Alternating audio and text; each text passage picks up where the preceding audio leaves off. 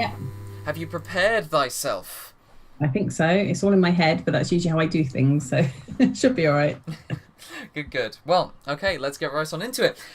We are recording in 3, 2, and 1, and 9, and 4, and 2. Okay. Hello, everybody, and welcome along to the Love Entrepreneurs podcast. This week we are joined by the beautiful, the amazing Marsha Miles and her consultancy of LTD. My name is, of course, Infinity Alexander, and welcome along to the podcast this week. How are you doing, Marsha? I'm very well. We've just had a little chat about it being Friday, so we're both very chilled and happy that it's Friday. I think so. And to be honest, though, even though, we're super chilled and you can tell by my unmade bed right over there, I mean, your office looks very clean and tidy for a Friday. I'd imagine it to be in absolute chaos like everyone's offices are, No, no, papers everywhere. And very organised. But one thing I will warn you, if the door opens as if there's a ghost coming into the room, it's my little Shih Tzu. Oh, okay. Does that through meetings. She just, what are you doing? What are you doing? And it will just come open. It will look very ghostly, but it's only my dog. Okay, well, I will attempt not to scream and cry and act like a little baby and crawl up into a ball and fear for my life. Well, anyway, apart from the actual existence of apparitions possibly coming through the door or not in your office, let's get off the paranormal and into the wonderful company that is yours. So, is it just called Marsha Miles Consultancy, yes? It is. It's had a few different names over the years because in the past I've been in a partnership with another consultant, but I started out with my name and then it just stuck. So it's easy, isn't it? Yeah, absolutely. Well, that's good. It sounds good to me. It sounds very, it's very celebrity, if you like. Marsha Miles, the double M, Marilyn Manson, Marsha Miles Consultancy.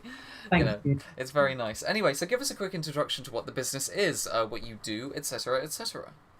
So effectively, we're a business consultancy, but the slightly nuance to that is that our customers tend to be charities or social enterprises. So we work predominantly in the not-for-profit sector. So we provide three main things. One is helping them raise lots of booty, lots of cash, whether that's through bid writing or social investment. And then we also help them write their business plans and help them kind of work out where they're going to go and what vision they have, see if we can help them with that.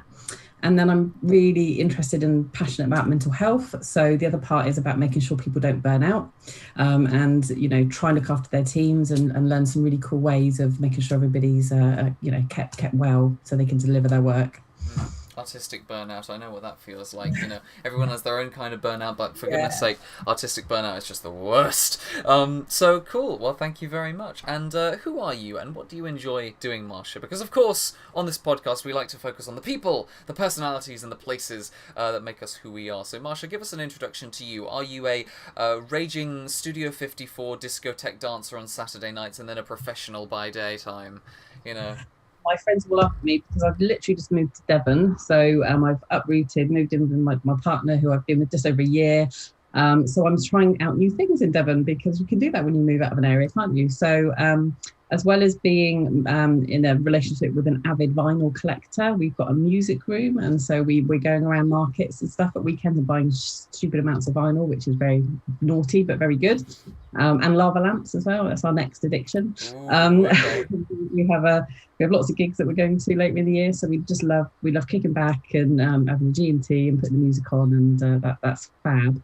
But also, because I'm trying to kind of make new acquaintances and just find my way around, I've tried a few sort of new keep fit groups and stuff, one of which, I will be very honest, was pole dancing last week. Oh, wow. So Studio 54, we are getting into it. Great. Not doing it again though, because I'm a bit like Miranda, couldn't quite get down the pole. Oh, yeah. We've done that, but last week was Zumba, which is great. So I love physical activity, and I just need to move because I'm sort of at the desk all week, which is a bit full on. So that's kind of that's what I kind of get up to. And I've got a beautiful daughter, lovely little puppy. My partner's got a daughter as well who comes over every other week, and so it's kind of slight chaos, and then it's quiet, and then it's like chaos, and it's a lovely balance. So we're very lucky. Good. Well, I mean, even though the pole dancing stuff didn't work out for you, either way, it's a very difficult skill to master, I do believe, based on two friends who've told me that they tried it out once. So at least you gave it a shot, and you're never boring. I think Marsha Miles, you could put that as your slogan: Marsha Miles and consultancy, never boring. No, but brilliant. That's really cool. And so, as just also a vinyl collector here, so have you legitimately got just a room, just Dedicated. Just covered. Very lucky. We actually the other weekend we decided to sort it into A to Z, which was very interesting. It took about 7 hours. Oh my gosh. So wow, so it collects all this different kind of stuff. Like you've got the whole alphabet. That's incredible. Yeah, that's great. So anyway, let's get back into the professionalism of such. I'll ask you about the music you listen to later, don't you worry, because that is one of the questions. But is there a story as to why you started your consultancy business? Is there something in your life that said, yes, I must go ahead and do this? An archangel appeared in the middle of the night and told you must be a consultant. Kind of, nearly. Nearly? Okay. Yeah, kind of. So started off, didn't like school very much, wasn't very well when I did my GCSEs, had appendicitis, so flunked all of that and left school early. Came out of school with, not very many qualifications, and just worked, in catering and office jobs and stuff. And was always kind of told not very good academically, and I kind of, believe that. So didn't really think much about what I wanted to do, just wanted to earn money to live, really. So started to work in the catering industry, started to really enjoy that and wanting to maybe learn a little bit about business. So I did a management course at Bournemouth College, and my life is quite interesting because sometimes, I kind of try something out and work really hard at it, and then suddenly I'm kind of left with the keys of a 300-bedroom hotel on the East Cliff of Bournemouth, which was quite interesting. I was going to say, that's a very oddly specific example. It was, but kind of, that whole thing of I always push and do the best I can, and that kind of takes me places, and it usually happens quite quickly. So I do believe in, if you're going to do something and you're passionate about it, do it properly and kind of really work hard. So I did that, but actually, unfortunately, that was part of the experience I had to go through and learn.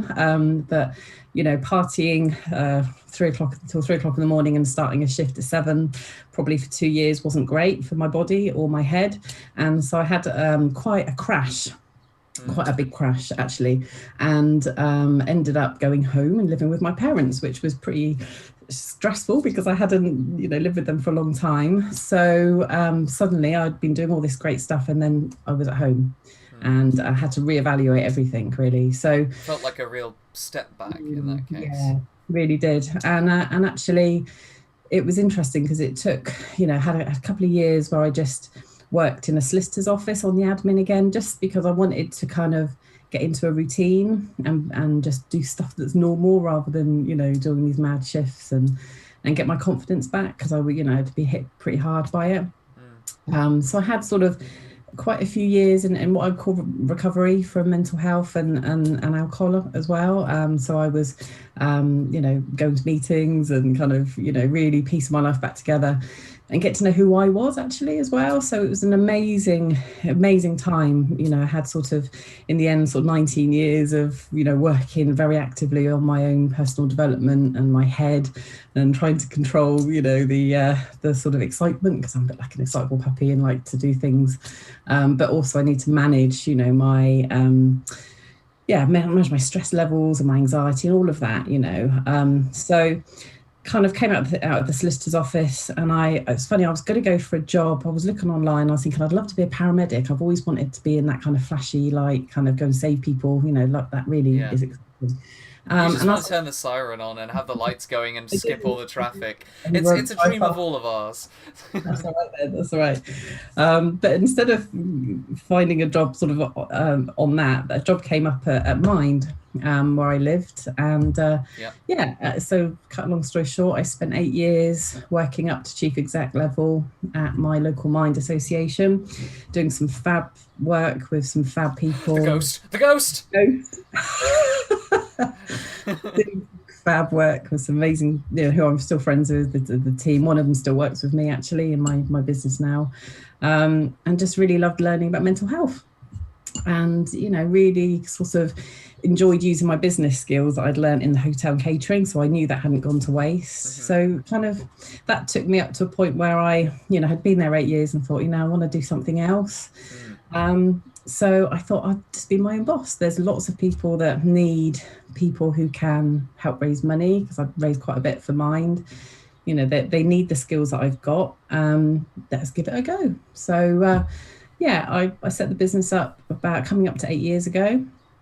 And it took a bit of a leap of faith, but at the same time I had I say this quite a lot, really, to bores people, I had a part-time job on the side, and then I set the business up because running those two things was much safer. I could pay the rent but then I could still build up the business, and I think that worked really well for me. And it's gone through lots of iterations. Like I said, I've been in a partnership for just under 2 years with somebody. That was interesting. They've gone off and done their own thing. That's great. But ultimately I feel like I've grown up a lot with the business. I feel like we're now at a point where we know exactly, we're at that sweet spot. We know what we're doing. We know who we want to help. We know that our ethos is around being a really positive energy in the world, actually. And I think we attract clients and they become long-term relationships with us, and we grow with them. And I'm just really blessed to sort of wake up in the morning and work with these amazing people doing amazing things, with a fab team. So really one of those stories where you kind of come out the other end, after a tricky time. So I'm quite passionate about telling the story to people who don't feel like they're good enough, because that's the narrative I had, leaving school. You can't do anything. I mean, I've been paying my bills myself for 8 years, and you can do it. You can do whatever you like, So that's kind of my story. Well, I really appreciate that, because I've also got a story of coming out of this awful time and whatnot, and this isn't my podcast, so we're not going to go into all that BS. Plus, I've moved on from it now, so that's the important thing. But after speaking with several people on this podcast, like Werner Hayward and you and so many other people, they, when they get into a backstory like that and such, that is quite emotional and has a lot of weight behind it and so on, it just makes you seem... it makes you seem so much more human, because every, on a poster you could have Marsha Consultancy, and it's like, okay, fine, I might be interested in that. But if people hear your story, and if people hear about, the real personal side, and the fact that you're so open to talking about it is incredible, is really wonderful. And I very much appreciate it, because I relate to that on a very personal level. So thank you very much for talking about it. But on the less heavy side of things, then again, it depends on how many records you have and how many you're holding at one time. What's the soundtrack to your life? As you are both seemingly music fans and you both love music so much, are you a metalhead or a country gal, or what are you into? Bit of everything, which is great. And I think interestingly, my relationship with music has been so important in my life that actually there was a period of time when I was in recovery, early recovery especially, that I couldn't listen to certain things because it took me back, like a photograph takes you back to that time on the beach, or that music took me back to times that had different types of emotion. But now I can listen to the club music. I can listen to James, who I kind of grew up with and listened loads to. We're actually hopefully seeing them this year again. Oh wow.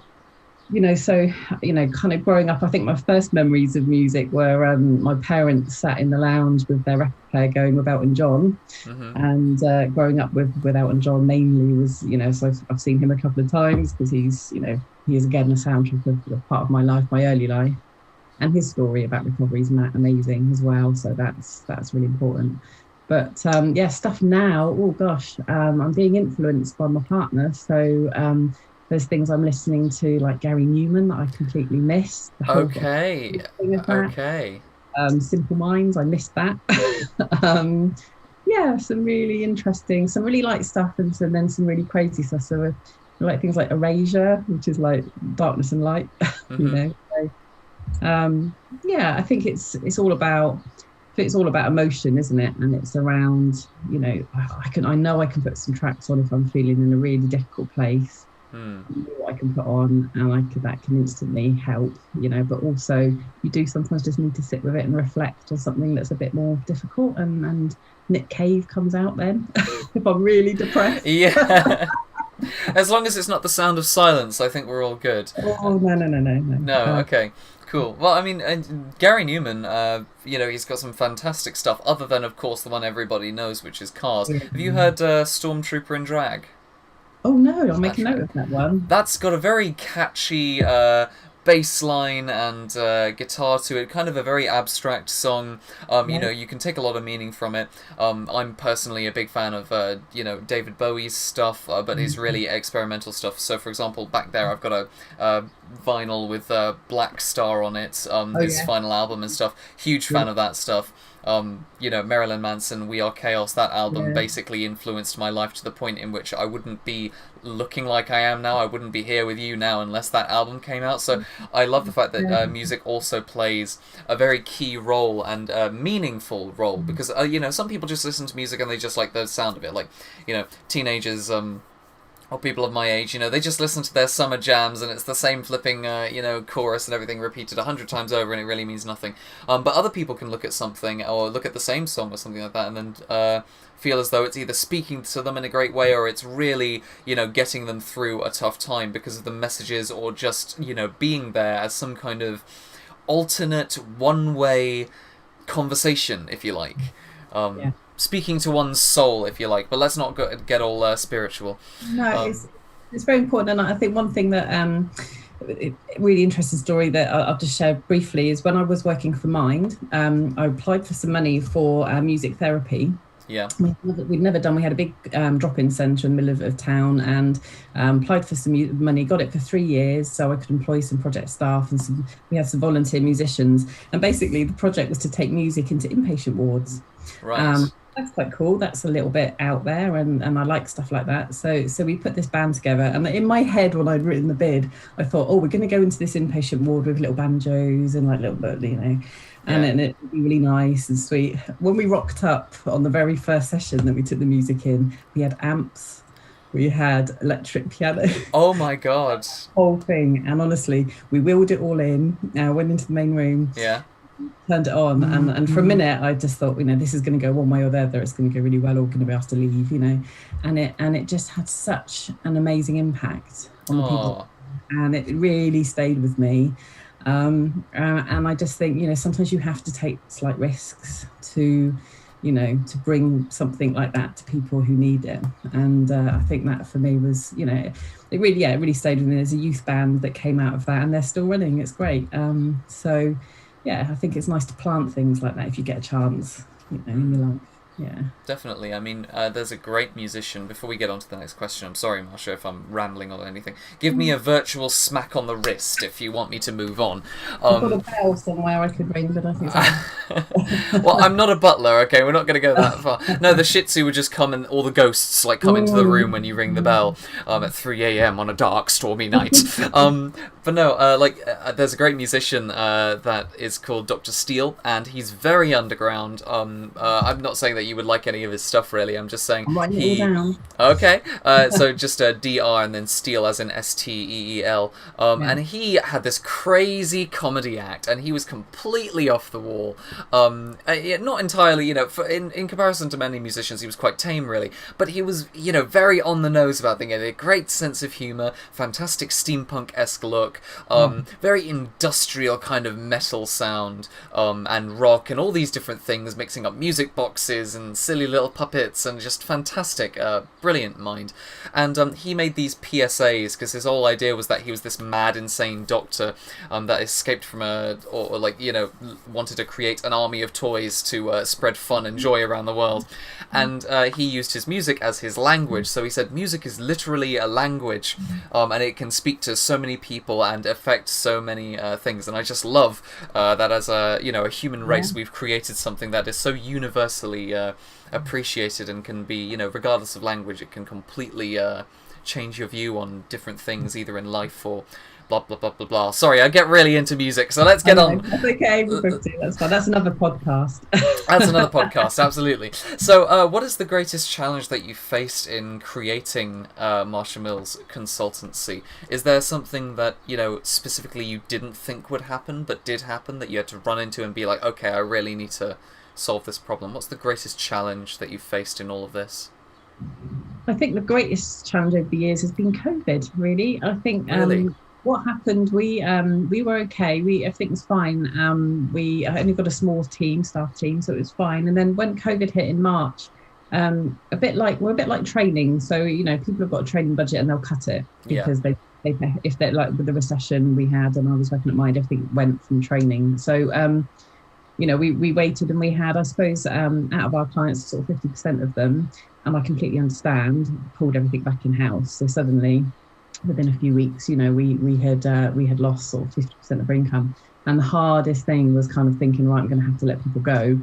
Was right on the cusp. It was very strange. The day before, Ricky Schumacher, I think I never say his name properly, was on TV. Ricky, I have no idea. The day before he was on TV talking about furlough. I'd literally written a letter of redundancy for one of my key team members, and it was really hard. And I literally was ready to send it, and she knew, we'd had conversations. And then I remember phoning her sort of, the next evening, going, "Have you watching the telly? You've still got a job." So she, I had to furlough the whole team. I had to pull everything in house. So suddenly I was the bookkeeper, stroke accountant. Okay. I was the administrator. I was doing all the delivery. So, I had to run like that for a good part of, that first lockdown in that year. And then it's only been the last sort of since January, I suppose, that people have started to come back. And we are really busy, and we've got a great pipeline of work, and I'm recruiting new people. Got our apprentice starting on the 1st of July through the Kickstart scheme that Aleri's managing. But I think one thing I think for people thinking about setting a business up, or maybe who experience this because they're running a business, it's like a roller coaster. And I think it plays well to people, I think, like myself, who like a bit of excitement and can take the ups and the downs. But it's that can be quite challenging on an emotional and a physical level and a family level. So I have, like I said about growing up, now compared to 5 years ago, I don't work at night. I don't work at weekends if I can help it. It's something really urgent. Yeah. I go for my walk around the block with the dog for half an hour at lunchtime. It's the little things that keep everything else on track. Otherwise, you could easily just fly off the end of the fly off the rails, like in Final Destination when they fly off the roller coaster. Well, as music fans, we can both make the reference of life is a roller coaster, just gotta ride it. Yeah, I can have that in my head now all day. I am sorry, but I'm not sorry at the same time. Wonderfully cheesy song, but yeah, I think that's surprising, to be honest. I thought you said, I thought you would mention that maybe the hardest part would be, the starting of it and the mental health and such. But no, absolutely, COVID is, COVID is crazy. So now looking towards the future, in 5 years' time, where would you like yourself and Marsha Mills Consultancy Ltd to be? Where would you like it to go?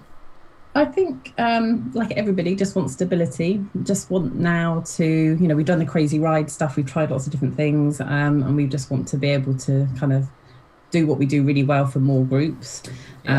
Great team. The model works, the staff team works, and I've got got that covered. So just some stability would be really nice, just to be able to enjoy that journey, and to it sounds a bit corny, but to make more impact on making the world a better place, because we all know that the world is hard at the moment in lots of ways. And I just think, our last logos we used to have was a starfish. We've lost that now. We had a rebrand, but our starfish was symbolizing that you can easily get overwhelmed with how many starfish are on a beach that need to be thrown back into the ocean. You can just go, oh, it's too big, I'm just going to go and get an ice cream, but actually the change you make by picking that one starfish up and throwing it back in the sea is important to that one starfish. And that's why try not to think about the size of the problem, but just do what you can each day to chip away at it. And that's our ethos. That's who we are. So, I mean, do you have like a section on your website that describes that? Because if I just saw a logo which was basically just a starfish, as opposed to someone throwing a starfish, or something, the silhouette of someone throwing a starfish into the ocean, I wouldn't get all that context from it. I just think that you guys would be based by the sea or something. But did you kind of explain that on your website and such? Because that's a wonderful way of looking at it. Yeah, we did. We had that story and we used that story, and it was part of our narrative. I think the challenge for us, and that's why this is great doing this with you. The challenge is sort of, you can't put this stuff into a leaflet. No. You can't put it on your website very well. Hopefully, if people watch this, or if we can do more stuff like this ourselves, then people will get to meet us before they can get a sense of who they are before they even talk to us. So it's really important, that level of communication. It's about the heart communication as well as the head, isn't it? Yeah, absolutely, and the balance between the two, because oftentimes, at least on my end, I don't know about you, but it's difficult to balance one's desire to have fun and to be free and whatnot, and but also, like you were mentioning, you had to balance the the thing that paid the rent while also being able to grow your business, and it's a very difficult balance, and especially balancing the heart and the head with that, it's quite a very tempestuous and very difficult scale to keep balanced, but I think you're doing it absolutely fantastically, Marsha. So honestly, this has been one of the smoothest podcasts. I think you are just like really great at selling yourself, and honestly, I think that was absolutely brilliant. So thank you very much for joining me. Will you send your links over so I can put them below the video? Absolutely, yeah, I shall do that, and I'll link you in with our new YouTube channel, which is going live, so we can share that as well. That's great. Brilliant. So what are you doing on your YouTube channel, just out of curiosity? Are you doing podcasts too? We will be. The reason we've got The Apprentice is that we've got this back catalogue of training and webinars, and we did loads of free webinars for people when COVID hit, because people needed information quickly.